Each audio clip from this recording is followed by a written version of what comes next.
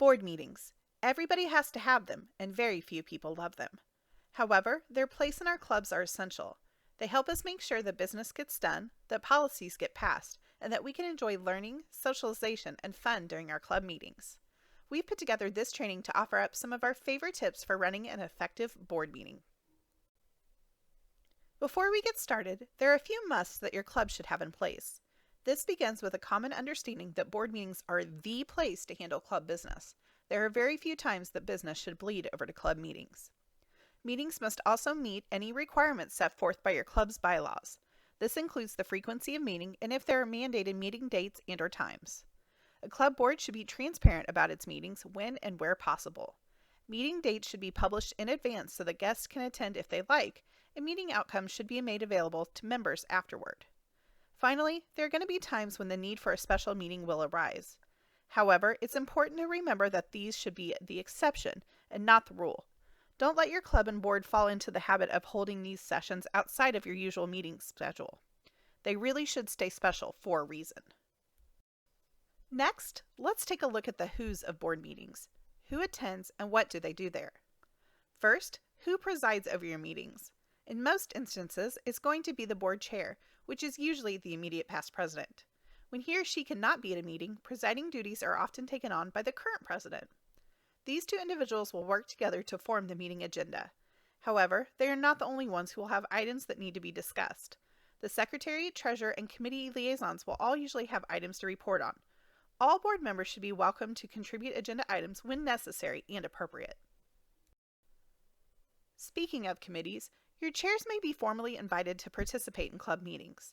These chairs often already sit on the board, but if they do not, your board may want to invite them to give updates and answer questions. Just remember, only official members of the board are allowed to vote, so even if these chairs do attend, if they do not actually serve on the board, they do not get to vote.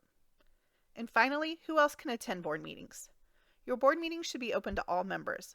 While there may be times when you need to adjourn to an executive session for the sake of total confidentiality, boards should be ready to accommodate guests.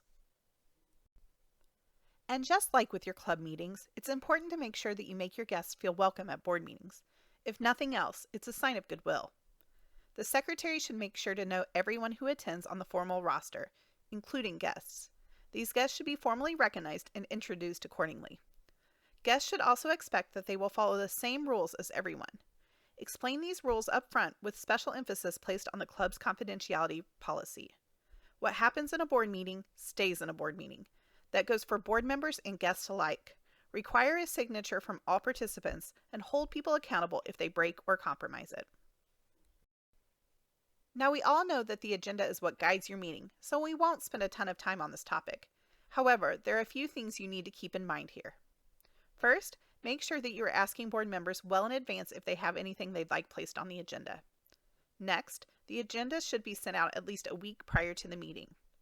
All board members should come to the meeting well prepared, meaning that they have fully reviewed the agenda and all supplemental materials before arrival. And if they have questions that can be handled ahead of time, these should also be asked before coming to the meeting. Finally, discussions should flow based on how they've been outlined in the agenda. This will help ensure that you stay on task and that everything that needs to be covered is considered by the board during the meeting. This staying on schedule really is important to the board meeting experience. The day can be a long one, so it's essential to prioritize what is happening in the room over everything else as much as possible. Minimize interruptions by encouraging members to unplug from external communications like emails, text messages, and phone calls. These things can be checked during breaks. Does your club have a rule for phones? Many clubs have penalty fees if your phone rings. All done in fun, this can be a great way to raise money for your club or favorite cause. So what else should we be doing? Respect the time of your board members by starting and ending on time. As long as your agenda is well planned and your presiding officer can keep everyone on task, this shouldn't be too hard. You'll also want to make sure that meals and breaks happen at their scheduled times. This means planning in advance so that lunch and snacks are delivered on time. Board members should also do their very best to return from breaks promptly so that discussion can resume as quickly as possible. Now, a few tips for board discussions.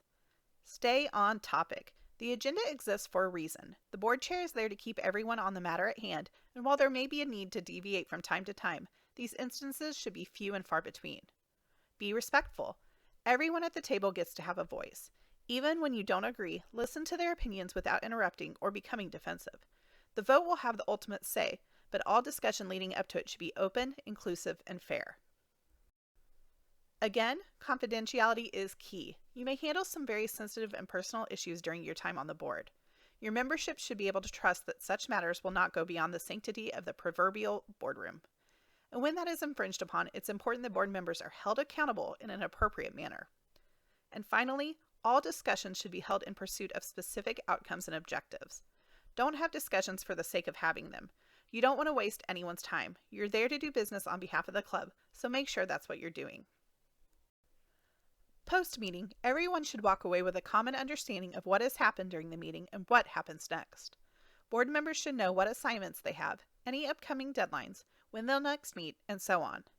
The club secretary should make sure that minutes have been recorded and are complete. These minutes will need to be approved at the subsequent meeting.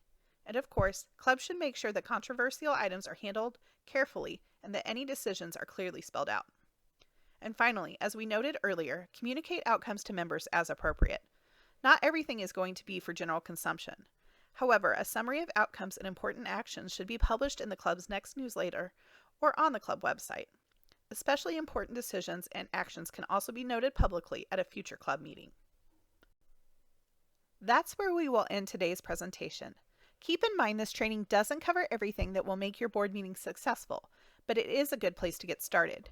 You can find additional guidance in our manuals and trainings available via the Sertoma Member Center at members.sertoma.org.